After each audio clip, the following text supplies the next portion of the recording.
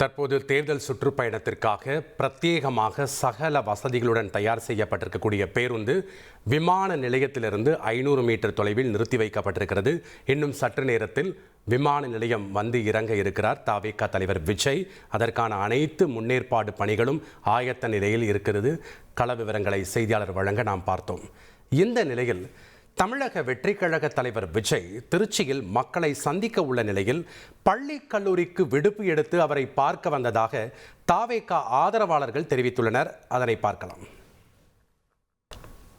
இருப்போம் நல்லபடியாக முடிச்சு விட்டு திருச்சியை கலக்கி விட்டுருவோம். அவ்வளோதான். ஆல்ரெடி மதுரை கோவில் எல்லாம் வந்து அதை விட இங்கே மிரட்டி விட்டுருவோம்.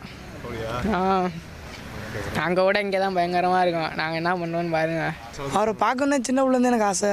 அது 3ஆம் வார்டு எங்கே போட்டாலும் போகலான்னு தான் இருந்தோம். நம்ம ஊருக்கே ரொம்ப மிஸ் பண்ணலாமா? நான் ஸ்கூல் லீவ் போட்டு வந்தாச்சு. அவரை பார்த்தே ஆகணும். தடையை மாரி நீங்கள் எல்லாம் பாருங்கள், நடக்கிறதே நிமிஷம் தான். திருச்சின்னா சம்பவம் வந்தால் இன்றைக்கி திருச்சி பார்த்தோன்னே தெரியும். என் கோட்டை அப்படின்னு சொன்னவருக்கு கண்டிப்பாக அதில் தளபதி ஒரு ஓட்டையை போட்டு என் கோட்டைன்னு காட்டுவார்.